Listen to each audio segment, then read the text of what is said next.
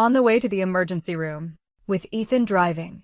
I broke up with him. Clara, is this necessary? Vanessa just bumped into you. It's not like she didn't apologize. I touched the wound on my forehead, still seeping blood, and let out a low laugh. Yes, it is. I turned to look at the man I had loved for 8 years. Ethan. This act I'm done playing my part. The Maybach screeched to a halt. Ethan gripped the steering wheel, silent for a long moment before finally forcing out, "Is this really necessary, Clara?" I didn't answer. His voice was tight with anger.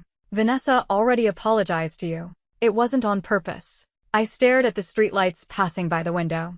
In that second, everything suddenly felt meaningless. Ethan started to say something else, but when he turned and saw the blood on my forehead, his expression changed. "Forget it. I'll take you to the hospital first." When we arrived at the hospital, I had just opened the car door when Vanessa came running over in her high heels, grabbing my hand. "Clara, I'm so sorry. Ethan said you were badly hurt." Her voice was thick with tears. "I went to the new house today to get Ethan's underwear for his business trip. I didn't know you were there. I really thought it was a burglar." I panicked. I smiled faintly and pulled my hand back. "Save that kind of excuse for Ethan. There's no need for us to put on a show." She froze, then grabbed my arm again, making a show of kneeling. "Clara, I really didn't mean to. Why don't you hit me? I'll kneel for you." The force of her pull made me stumble, and my head spun. "That's enough, Clara." Ethan yanked her to her feet, his tone impatient. "Vanessa is telling the truth. Can't you stop being so relentless? She called me the second she realized she'd accidentally hit you. We missed our flight because of you. Had to reschedule. And delayed our work." He paused, then frowned. "Besides, if you hadn't shown up without telling anyone, she wouldn't have hit you in the first place." I looked up and stared at him. "So, I deserved it. I have to check with your secretary before going to my own house." His frown deepened, just as he was about to speak. Vanessa cut in. "Clara, please don't be mad at Ethan because of me. You two are getting married this weekend." I laughed out loud. "Married?" I turned to Ethan. "The wedding is off." His expression changed instantly. "What did you say?" I said. "The wedding is off." His voice rose. "Clara, marriage isn't a game. Don't you forget. It was your grandmother who wanted to see you married before she passed. You begged me on your knees to set the date." I nodded. "Yes. She's gone now, so you don't have to force yourself anymore. You're free." "Ethan." His face darkened completely. "You're being irrational. Clara, please don't be like this," Vanessa pleaded, sneaking glances at Ethan's face. Ethan loosened his tie in frustration. "Fine. You're not stable right now. We'll talk when you've had time to think." Their voices were like buzzing mosquitoes in my ears. My head throbbed. I have thought it through. I've never been more clear-headed. I stared at him, enunciating every word. "For 8 years. You said the company was unstable, that you were too busy, too tired, that you had no time. You postponed the wedding again and again, until Grandma passed away." I looked at his impassive face and smiled. "But what was the reality? You had plenty of time. Time to go skiing with her in Switzerland, whale watching at the poles, and stargazing on a tropical island." The color drained from Ethan's face. His Adam's apple bobbed. "How did you?" I turned to Vanessa and gave her a slight smile. "Those photos you posted on social media, wasn't this the moment you were waiting for? Congratulations. You waited so long. And now your wish has come true."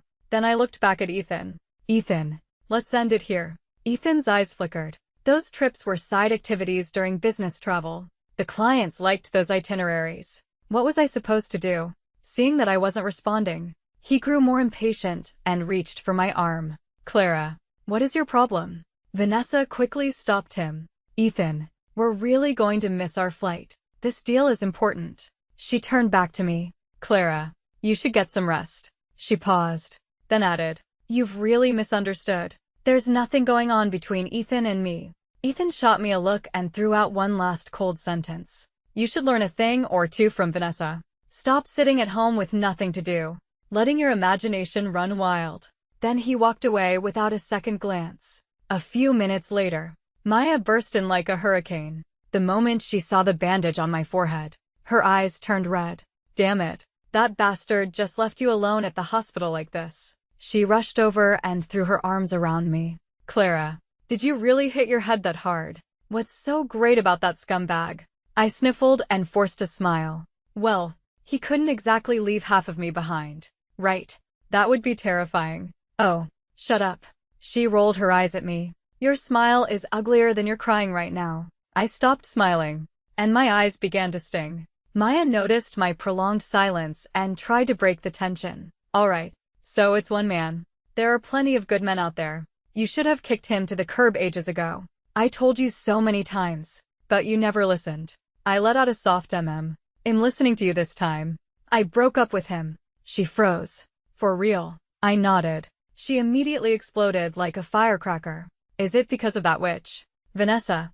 I knew something was off the moment she joined your company.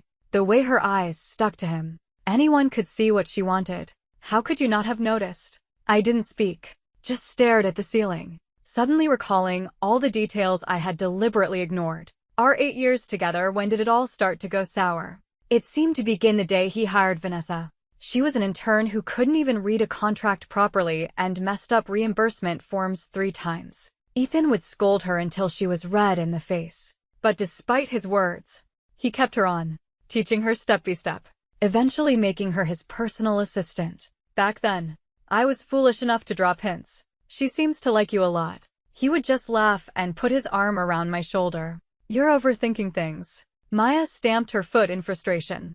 You never should have listened to him. All that talk about avoiding office gossip and having you take care of the family. The moment you left, that witch slid right into your position, didn't she? That year, Ethan worked overnight for days on end and collapsed on the sofa the moment he got home. I was terrified and rushed him to the hospital. The doctor said it was due to too many business dinners and that he had stomach problems. For him, I, who had never cooked, learned how to make nourishing soups and healthy meals online. Eventually, I quit my job at the company to take care of him full-time. I knew Maya was right, but back then, how could I have ever imagined this would be the outcome? Maya was about to continue her tirade when she turned and suddenly fell silent. My face was streaked with tears, but my eyes were empty, and I hadn't made a sound. What's wrong? Her voice softened. Does the wound hurt? I nodded and sniffled. It hurts. The next second, the floodgates broke. I clung to her and sobbed, my voice trembling, crying so hard I could barely breathe. But Maya didn't know. It wasn't the wound that hurt the most. It was my heart. During the days I spent recovering, Ethan sent messages every day. At first, they were cold and accusatory. Clara, I'm very disappointed in you. When we get back, you owe Vanessa an apology. She's not the kind of person you think she is. Later, he must have sensed my silence, because his tone began to change. Forget it. You're not well right now. I won't hold it against you. The client today was difficult. I drank a lot, and my stomach hurts. I'm craving the porridge you make. Our wedding is this weekend. Don't overthink things. Maya, worried I would have a relapse, stayed with me almost every day. I have to keep an eye on you, in case you have a moment of weakness. So we lounged on the sofa, scrolling through short videos to pass the time. At first, it was lighthearted. We watched street interviews with couples, and Maya cackled while eating chips, until the next video popped up. Maya's hand froze. A second later, she slammed the tablet shut. It's nothing. I reopened the tablet. I saw it. In the video, Ethan was wearing a navy blue color-blocked t-shirt, and Vanessa was in the matching women's version. They stood side by side, looking naturally intimate. The host held a microphone and asked with a smile, "Are you two a couple? You look so perfect together." Vanessa covered her mouth and giggled, saying softly, No, we're just regular friends." Though she said regular, her eyes were glued to Ethan's face, as if conveying 1,000 unspoken words.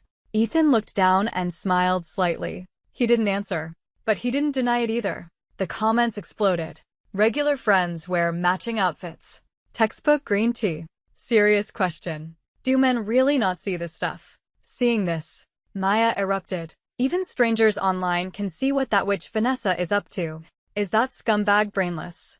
I leaned back against the sofa, tilted my head up, and blinked, forcing back the wave of emotion. It's not that he doesn't know, I said, my voice hoarse and low. He's just enjoying it. My phone suddenly buzzed. It was a call from Ethan. I stared at the screen for a few seconds before finally swiping to answer. His hushed, questioning voice came through immediately. Why haven't you been answering my messages? Clara, I'm telling you for the last time. There's nothing between Vanessa and me. I cut him off. I already told you. Ethan, we're over. Who you're with and what you do has nothing to do with me. My tone clearly agitated him. He was silent for a couple of seconds. Then his voice turned cold again. How long are you going to keep this up? With that temper of yours. I'm the only one who could ever put up with you. I let out a soft laugh. Then don't. I don't want to put up with you anymore. Either. Because I find you disgusting. The moment the words left my mouth, I hung up before he could react. My fingers flew, blocking his number, his social media, every form of contact, clean and decisive. Almost simultaneously, a text message alert chimed. Miss Clara, your wedding is this weekend. Would like to confirm when you'll be coming to pick up your gown. I paused for 2 seconds, then replied, tomorrow. The next day, I went to the wedding planning company. The receptionist stood up with a smile. Miss Clara, are you here to cancel the wedding? She froze, her hands stopping mid-motion. But, before she could finish, a side door was pushed open. Ethan and Vanessa walked out together, followed by my wedding planner, who looked at me with an embarrassed expression. Miss Clara, Mr. Cole just instructed us that there will be a new bride on the wedding day. I raised an eyebrow, my gaze sweeping over them with derision. Ethan opened his mouth, as if wanting to say something. I cut him off with a cold smile. No need to explain. He frowned, his tone sharp. Clara, can you stop being so sarcastic all the time? I looked at him, my voice dripping with mockery. Don't get me wrong. I'm sincerely congratulating you. A match made in heaven. Ethan's face turned ugly, while Vanessa couldn't suppress the smirk on her lips. In the next moment, my eyes locked onto something. Peeking out from under Vanessa's coat was the familiar red fabric of a skirt. I lunged forward and ripped open her coat. It was my wedding gown. The golden thread that once outlined the pattern of a phoenix spreading its wings was now wrinkled and frayed. Several pearl buttons on the bodice were missing. Vanessa, stunned, tried to pull her coat shut, explaining defensively, Clara, don't be angry. It's my fault for having such a good figure. I was just trying it on. I didn't expect the quality to be so poor. I stared at her, saying nothing, seeing my face grow colder. Her eyes actually reddened as she stammered, or I can just pay you back for it. Ethan immediately stepped in front of her. Clara, you blocked me and won't answer my calls. Doesn't that mean you don't want to get married?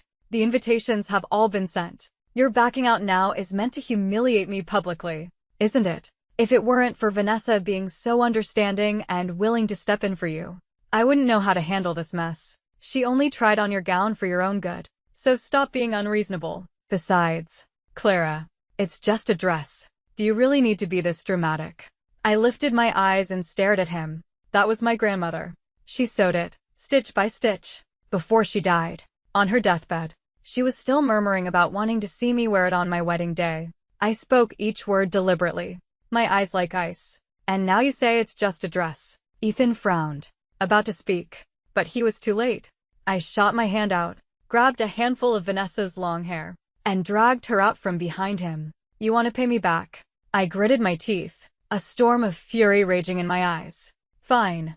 Pay with your life. I kicked her hard in the stomach, and she cried out as she fell to her knees. Clara, are you insane? Ethan roared, rushing forward and shoving me back. Thud. My forehead hit the corner of a table. The fresh bandage was instantly soaked with a patch of red. But he didn't even look at me. He turned to help Vanessa up, his face filled with concern. I used the table to slowly pull myself up, my fingertips brushing against a heavy paperweight. With a cold laugh, I snatched it and hurled it at the damn pair. Vanessa screamed. Ethan shielded her, and the paperweight grazed his shoulder before shattering on the floor. I'm insane. Let me tell you something. Ethan, this is what insane looks like. This isn't over for either of you today. Vanessa tried to step forward, but she met my icy gaze and faltered, a flicker of fear in her eyes. Ethan frowned impatiently. Clara, what exactly do you want today? I slowly turned my head, my voice cold. Originally, I just wanted to cancel the wedding, but since you pushed me too far, don't blame me for what happens next. Just then, The main door was thrown open with a bang. Maya had arrived. Seeing the fresh blood seeping through my bandage, she instantly exploded. Ethan. Maya was practically roaring with rage. Clara just got a concussion because of your little tramp. You knew that, and you dare to touch her again. Only then did Ethan notice the blood on my forehead. His face fell, and he instinctively reached out to steady me. I took a cold step back, avoiding his touch. Vanessa caught this out of the corner of her eye, and her face twisted, her breathing becoming ragged. She was trembling with anger but didn't dare confront me directly, so she glared at me with clenched teeth. Then, she turned and directed her fury at Maya, screaming hysterically. What business is it of yours what happens between Ethan and me? Stay out of it. Maya sneered, her reply calm and measured. I haven't named any names, but you jumped right in. Quite self-aware, aren't you? Enraged, Vanessa lunged at her, trying to pull her hair. Slap. Maya swung her hand back and slapped her across the face. I've been waiting to do that for a long time, she said, her voice sharp. Since you came looking for trouble, don't blame me for being impolite. The slap sent Vanessa stumbling back. She clutched her face, unsteady on her feet, tears instantly welling in her eyes. Ethan roared. Maya, that's enough. He moved as if to rush forward, but before he could raise his hand, I had already grabbed a glass decoration from the table and smashed it on the floor. Glass shattered everywhere.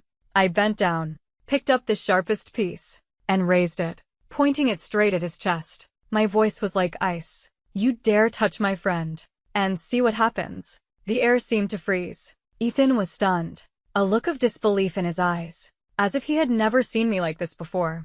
Maya, however, glanced at me, her eyes bright as if remembering something amusing. Well, it's been a while since I've seen this side of you. The sound of footsteps echoed from outside, and several uniformed police officers walked in quickly. The lead officer's eyes sharpened, first scanning the broken glass on the floor, then landing on the shard in my hand. His expression immediately became guarded. He asked in a deep voice, Sir, are you being threatened or harmed? Ethan instinctively stepped in front of me, blocking their view. His lips moved, but in the end, he said, No, it's all a misunderstanding. The words had barely left his mouth when Vanessa threw herself forward. Tears streamed down her face like broken pearls as she sobbed. Officer, they ganged up on me. They hit me, I didn't do anything. And they started cursing at me, hitting me, and smashing glass to scare me. I'm so scared. She pointed at Maya and me, playing the victim perfectly. You can ask the staff if you don't believe me.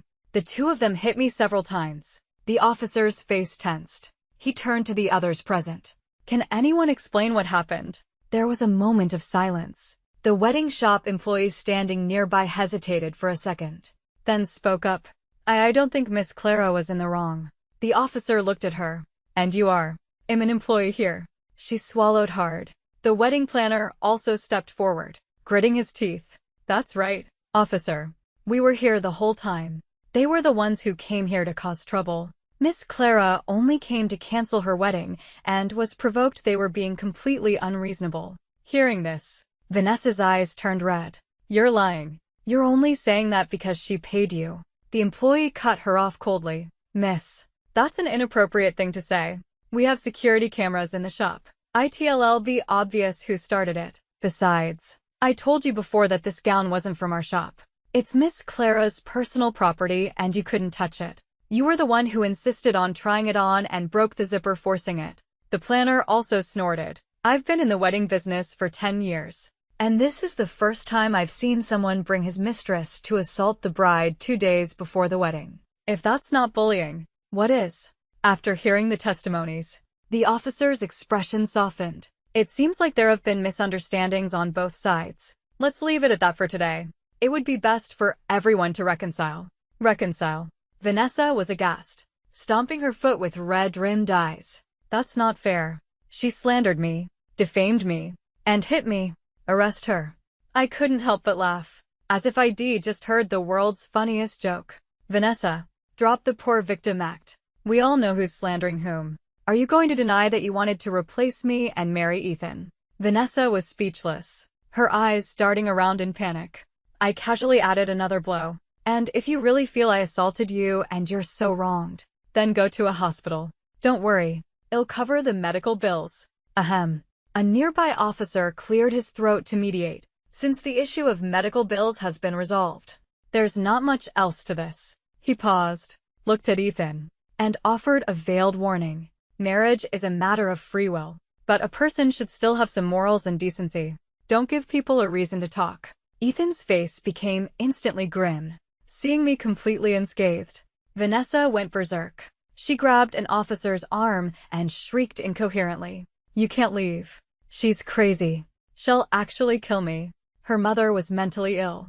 And so is she. When she loses it, she's capable of anything. The air turned cold. Everyone's eyes fell on me. Ethan's face changed dramatically. He turned and roared. Vanessa, what nonsense are you talking? Maya exploded. What the hell did you just say? But I felt as if I'd lost my voice. Frozen in place. My gaze fixed on Ethan. I didn't think she'd even know about that. I said, my voice light but sharp. You really don't keep any secrets from her, do you? He panicked. It wasn't me. I never mentioned. It doesn't matter. I cut him off with a faint smile. I turned to Vanessa, my eyes cold and heavy. Yes, I am. So what? Since you know I'm the daughter of a mentally ill woman, you should be more careful. After all, who knows when I might snap? My tone was calm, but my gaze was like a blade piercing her heart. Vanessa's face went white. She shrank back, and in the next second, she turned to run. But I grabbed her arm. Trying to run, I sneered. We haven't settled the score for the gown yet. She screamed in terror, struggling wildly. I'll pay. Okay, I'll pay. I let her go, my voice cool.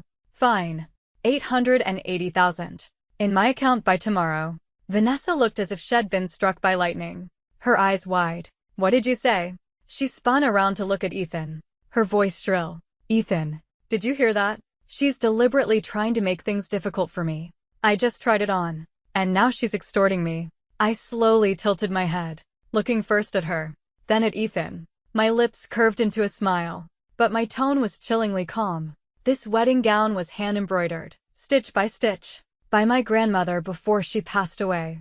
Tell me, is it not worth 880,000? Ethan's expression visibly stiffened for a few seconds before he finally spoke in a low voice. Transfer the money to Clara's account tomorrow. Ethan. Vanessa stared at him in disbelief. I gave a cold laugh. How rare, Mr. Cole.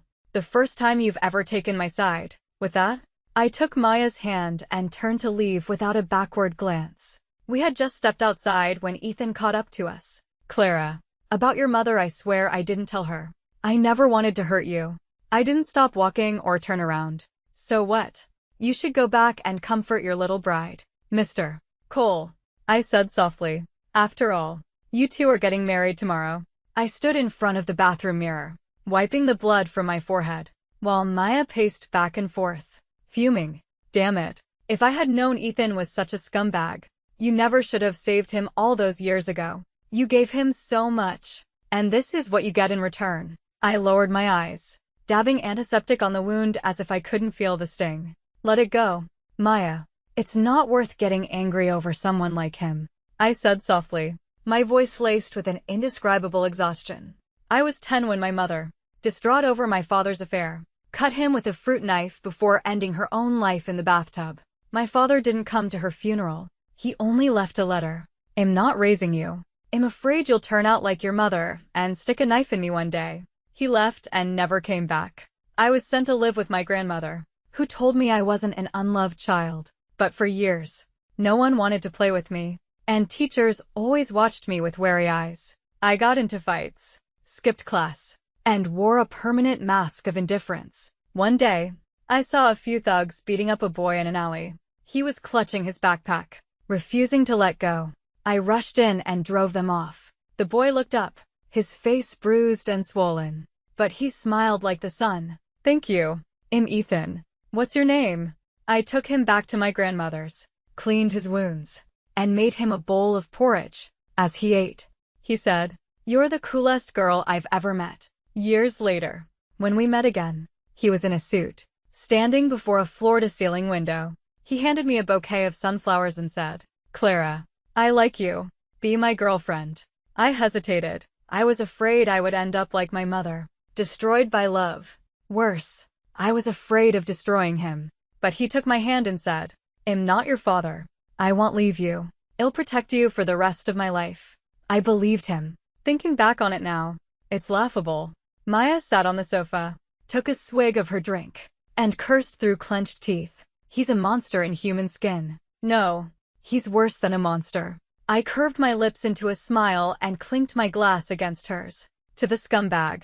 May he have a happy marriage. We drank all night, until the sun came up. When I woke up the next day, 2 bank transfer notifications had popped up on my phone. One for $880,000, with the note, "Gown compensation." The other was from Ethan, $5 million, with only 3 short words. "I am sorry."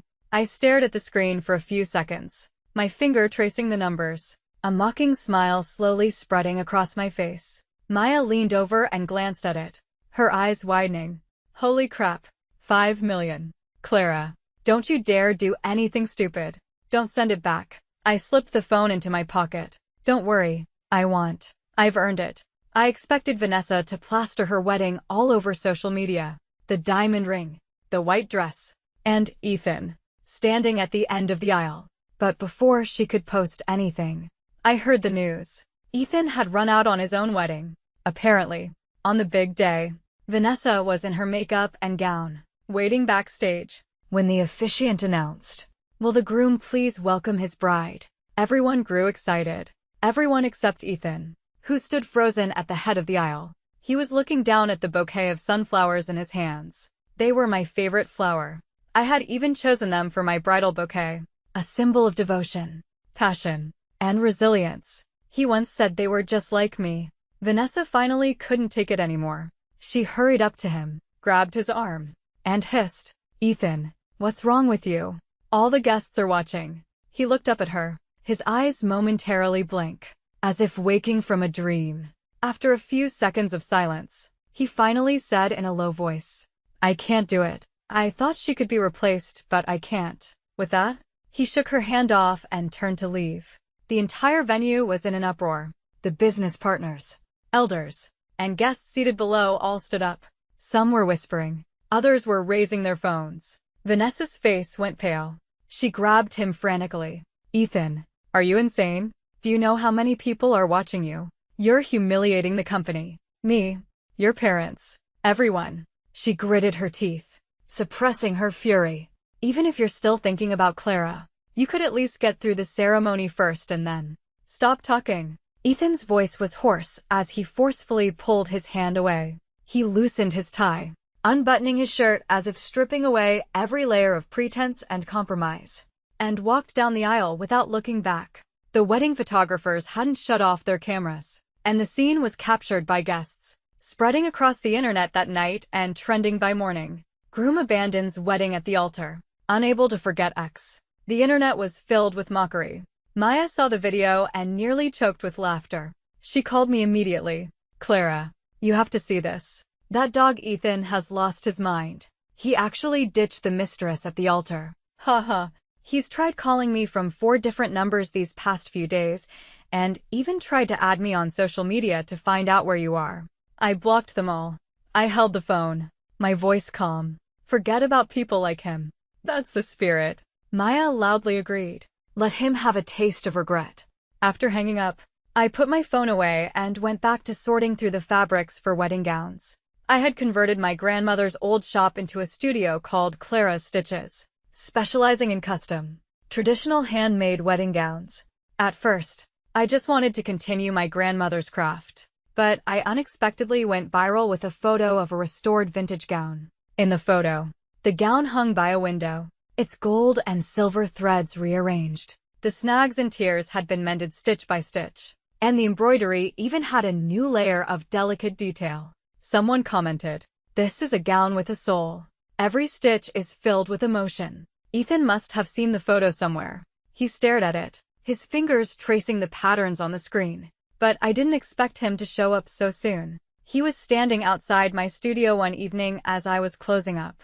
His suit was wrinkled, his eyes dull. "Clara, can we talk?" I didn't answer, just kept wiping down the tables, not looking up. He stood there for a while, then said, I didn't marry Vanessa that day. I let out a short laugh. I know. Social media was all over it. Cole Corp CEO cancels wedding. Bride left in tears. Quite the spectacle.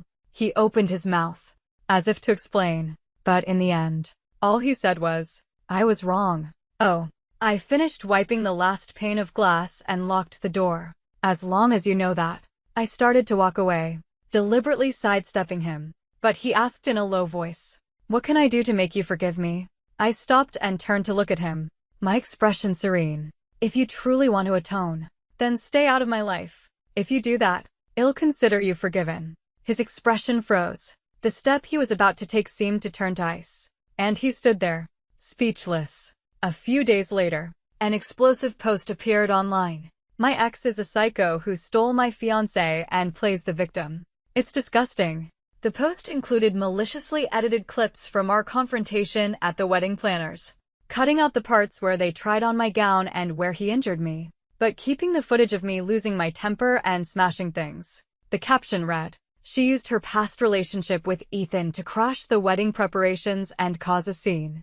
Now that the wedding is canceled, she's reinventing herself as an influencer. The top comments were vicious. People like her are experts at faking it. She's the one who is seducing him, but she's playing the victim. Shameless. The other woman is trying to rebrand herself. My comment sections were flooded. The studio's phone line was bombarded with hate calls. Even clients who had ordered gowns called hesitantly. Miss Clara, about what's been online recently, it's not true, is it? I explained, again and again, through a splitting headache. But some people still called just to harass me, spewing filth. Someone came to the shop and threw a bucket of red paint on the front door. The words Clara's stitches were drowned in the glaring red. When Maya found out, she was furious over the phone. Clara, why didn't you tell me? Are you crazy? Why are you handling this alone?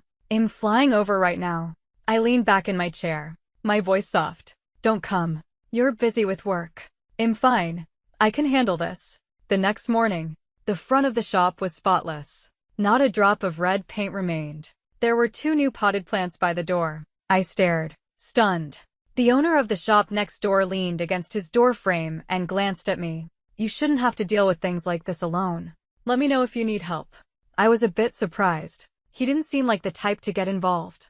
I asked tentatively, what's your name? He paused, as if thinking, before he answered, Julian. When he said the name, he glanced at me, as if waiting for a reaction. But I just nodded politely. Thank you, Mr.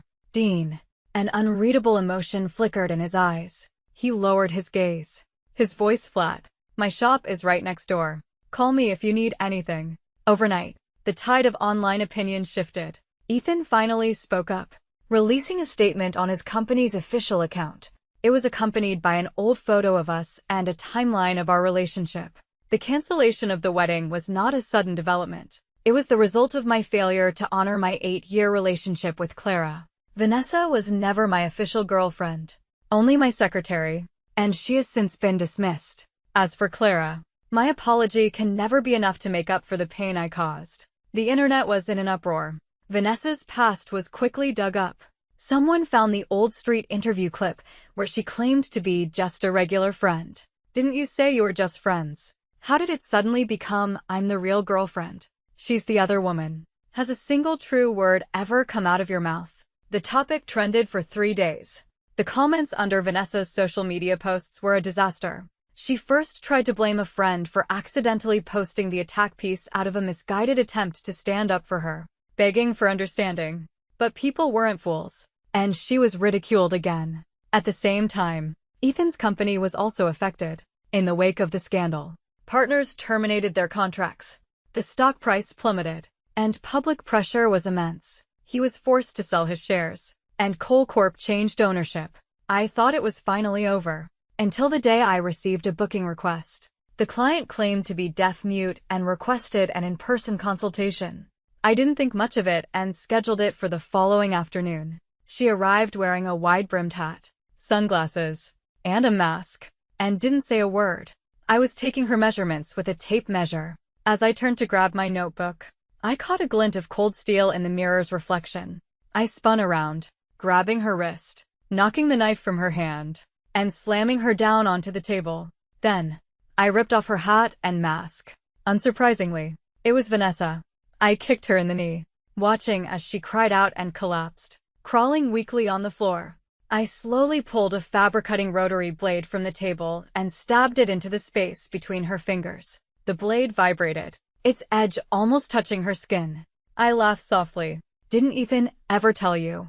I grew up fighting, playing with knives against me. You're not even in my league. Her face was ashen, and she trembled uncontrollably. Besides, I leaned down, my gaze icy. You already know I'm the daughter of a mentally ill woman. You should know these things can be genetic. Just then, footsteps sounded at the door. Julian pushed it open and walked in with a calm smile. You're just the same as you've always been. Clean and decisive. My eyes narrowed slightly. We've met before. He walked over slowly and looked down at Vanessa on the floor. No rush. Take your time to remember. The police arrived soon after and took Vanessa away. This time, Ethan didn't protect her. Instead, he hired a top lawyer to assist the police in securing a heavy sentence. A few days later, I received another bank transfer notification. From Ethan. 50 million. Exactly. The note was just a single line. Thank you for everything you did for me over the years. This was always rightfully yours. I'm sorry it took me so long to understand. I stared at the words for a long time before finally dialing the number I had long since blocked. He answered almost immediately, as if afraid I would change my mind. His voice was choked and urgent. Clara, is that you? I have so much I want to say to you. I cut him off, my voice flat. Ethan, this is the last time I will ever contact you. I just wanted to tell you, for me, Clara, what's rightfully mine, no one can take away. But what I no longer want, I will never look back for.